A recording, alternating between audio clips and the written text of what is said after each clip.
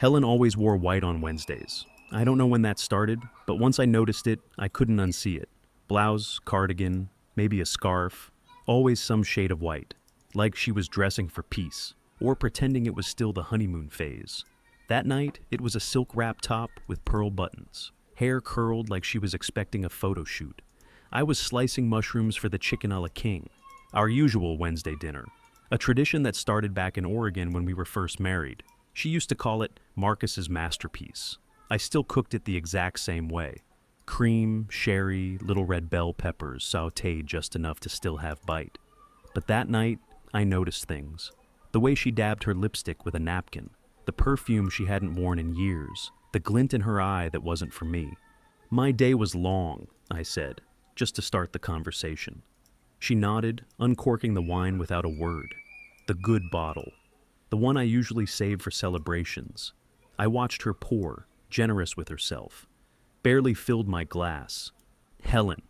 She set the bottle down like she'd been waiting for the cue, like it was a line in a play. She didn't sit back, didn't fidget.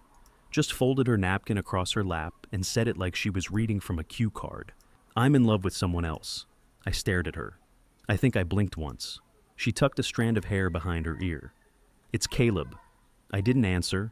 My mind immediately went to the wine, then her napkin, then the perfume. All of it made sense now. Not because it was obvious, because it was rehearsed. This wasn't a confession, it was a performance. Your cousin? I asked finally. My voice came out even, cleaner than it felt. Second cousin, she said quickly, like that mattered. He's not blood. I stood and walked to the sink, washed my hands, rinsed the knife. He owned that vape shop in Phoenix, she said. Remember? I nodded. I remembered. He's different now, she went on. He's centered. He runs this podcast. It's spiritual. People listen. I dried my hands slowly. Not because I was calm, because I was trained to be. Fraud work rewires your instincts.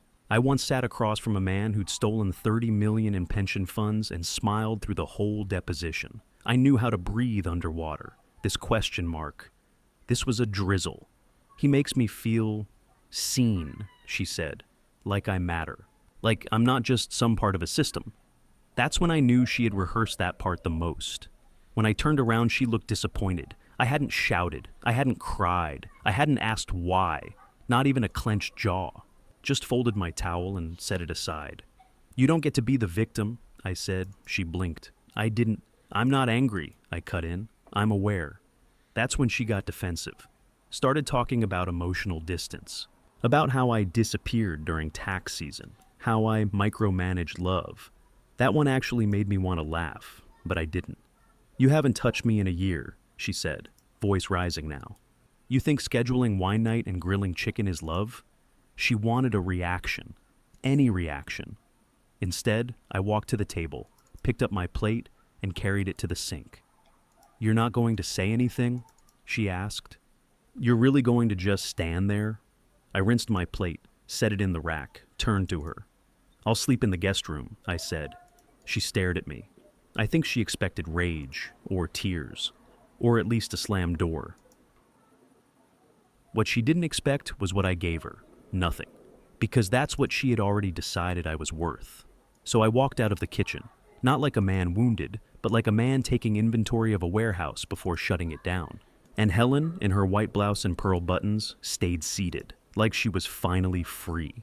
But the thing is, freedom always comes with a receipt. And I had been keeping mine for years.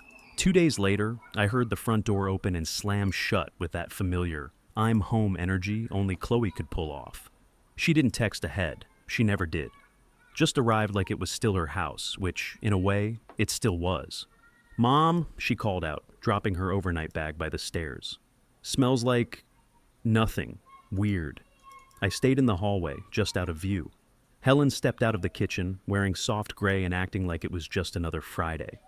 There's my girl, Helen said, arms outstretched. Chloe wrapped her in a hug immediately. You look amazing, like glowing. What's going on?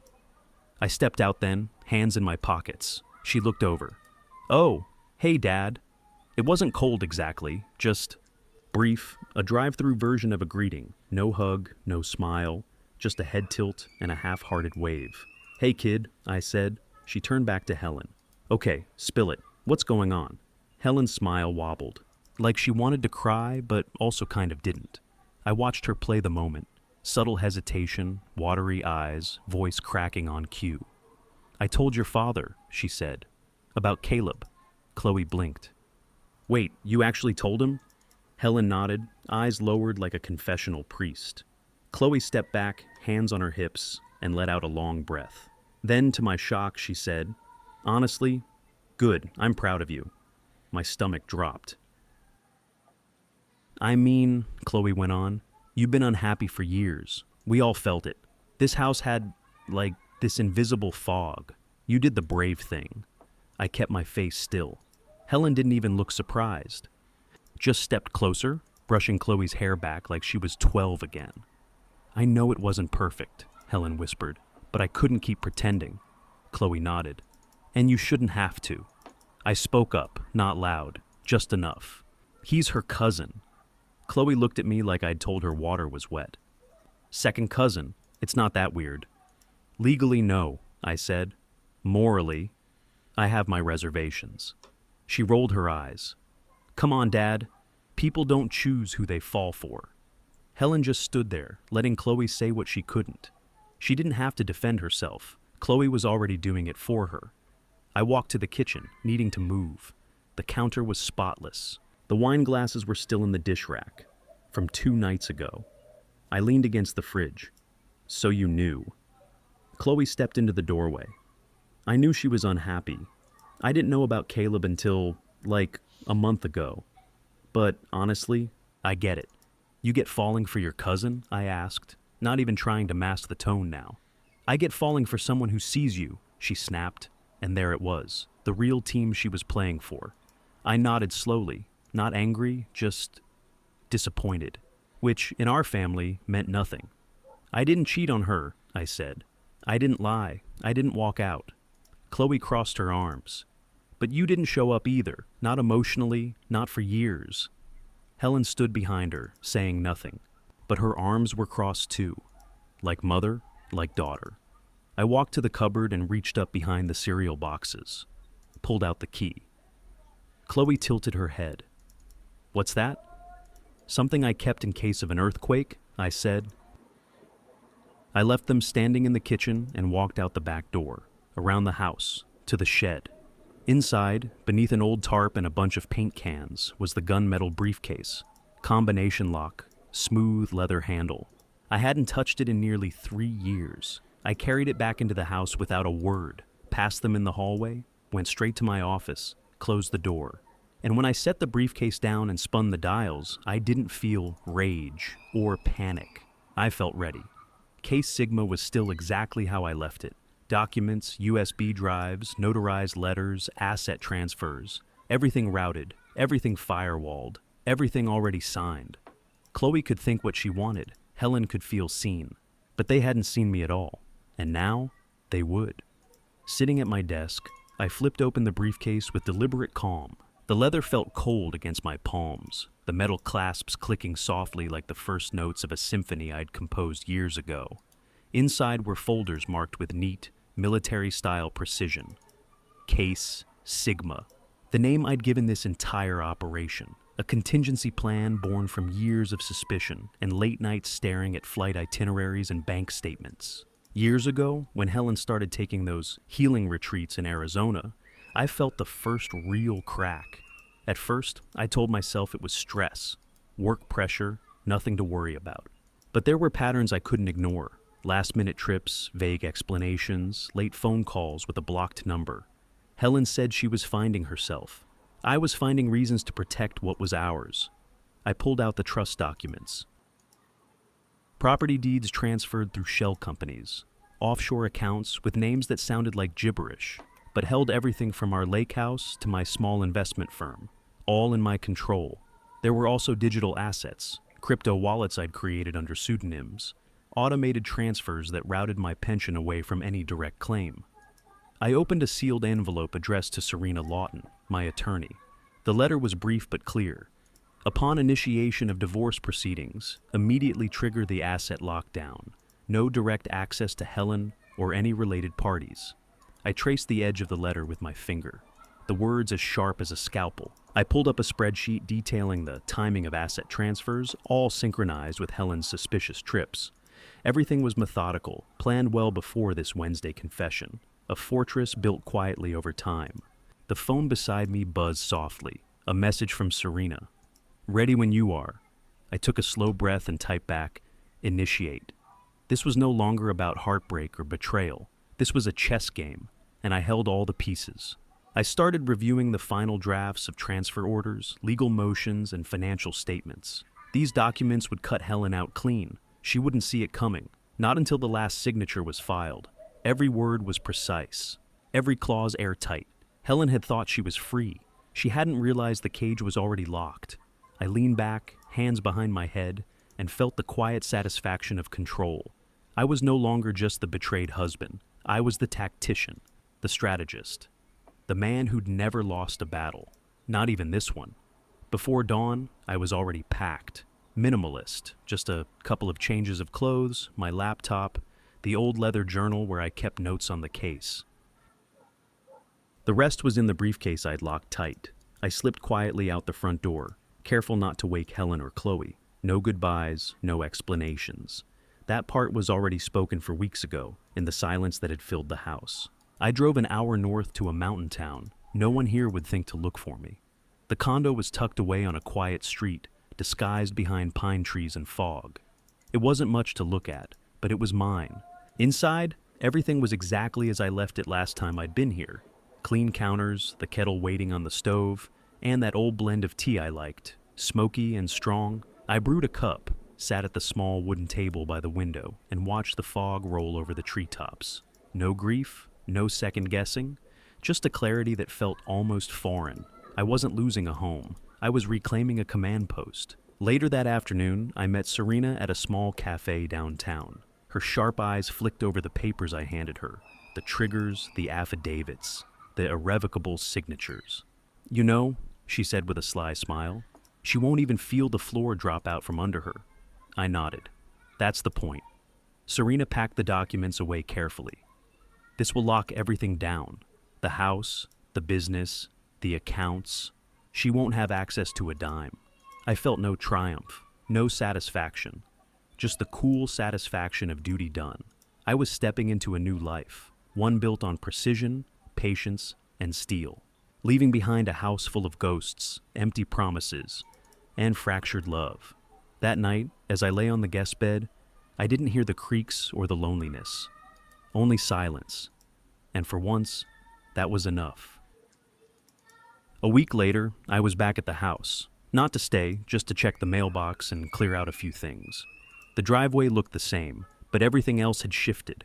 The air smelled different, thicker, like tension mixed with cheap perfume.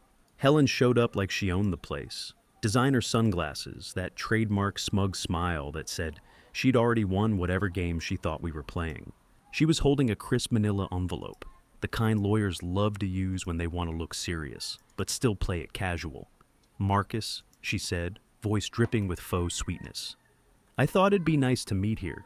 You know, face to face." She tossed the envelope onto the hood of my old car, the convertible I'd kept for years, even after it stopped being practical.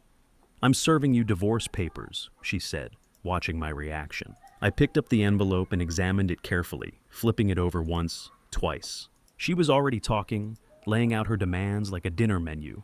Half the house, spousal support, the convertible, the healing studio I've been working on. Her eyes sparkled, waiting for me to bite, to argue, to lose it. But I didn't. I didn't even blink. Instead, I reached into my jacket pocket and pulled out a red pen. She blinked, confused.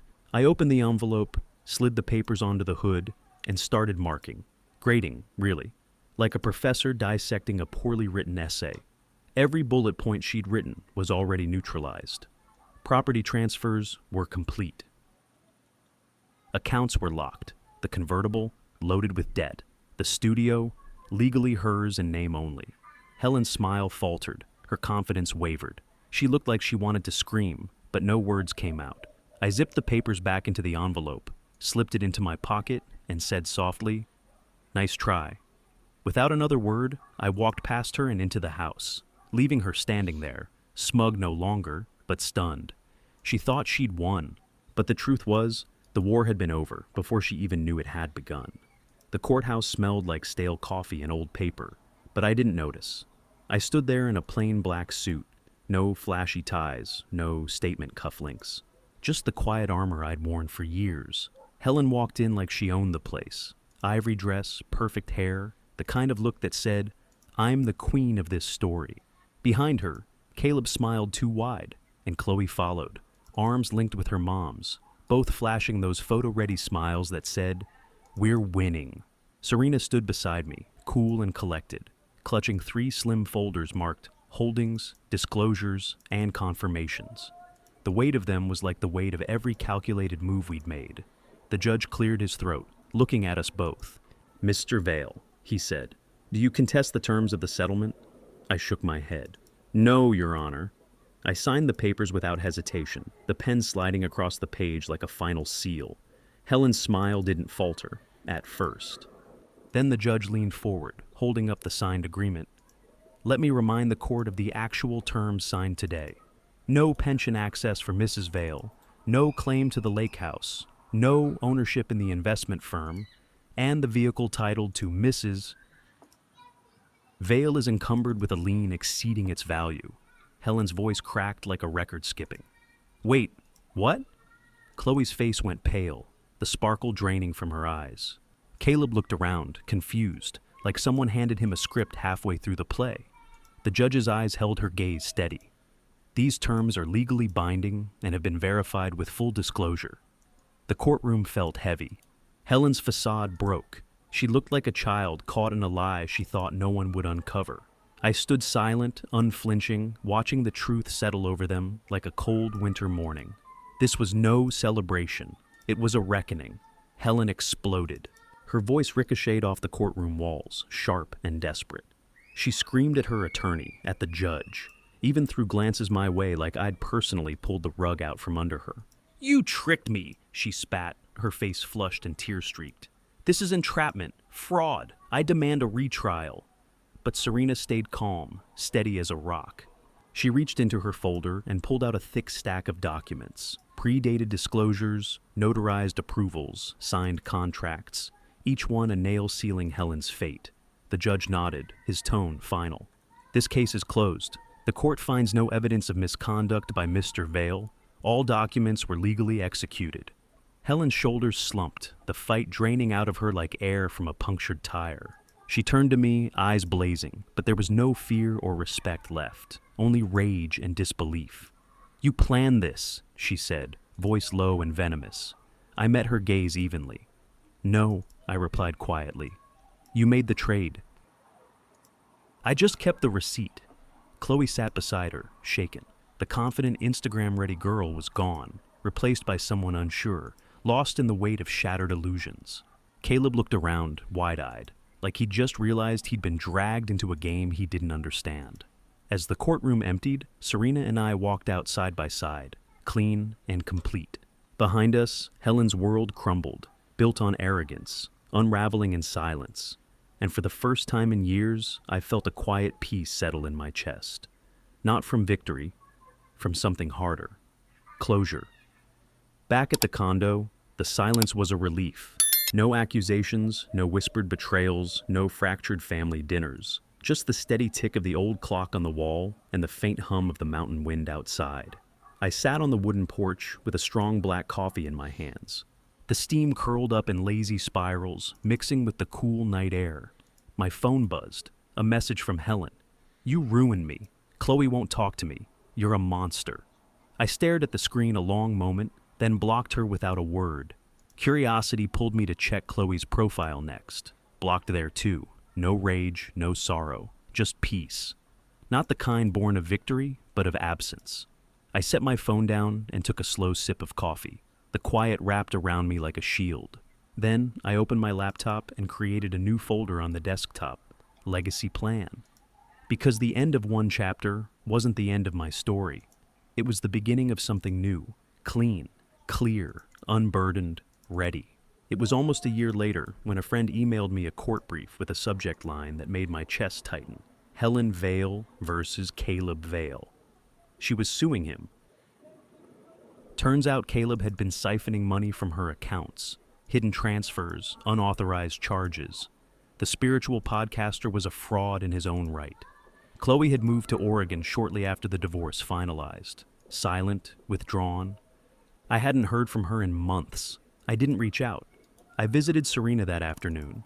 We sat in her office, papers spread between us like battle plans. "I'm updating your estate plan," she said, tightening the safeguards. I nodded, grateful. Later, I sat down at my desk and wrote a letter. For Chloe, if she ever comes back. I didn't seal it, just folded it neatly and tucked it into the drawer that held my contingency files. I don't know if she'll read it someday, but I want her to know I was never truly gone. In the ruins Helen left behind, I'm still building, not from wreckage, but from quiet resolve. A future neither of them ever saw coming, and this time, it's mine to write.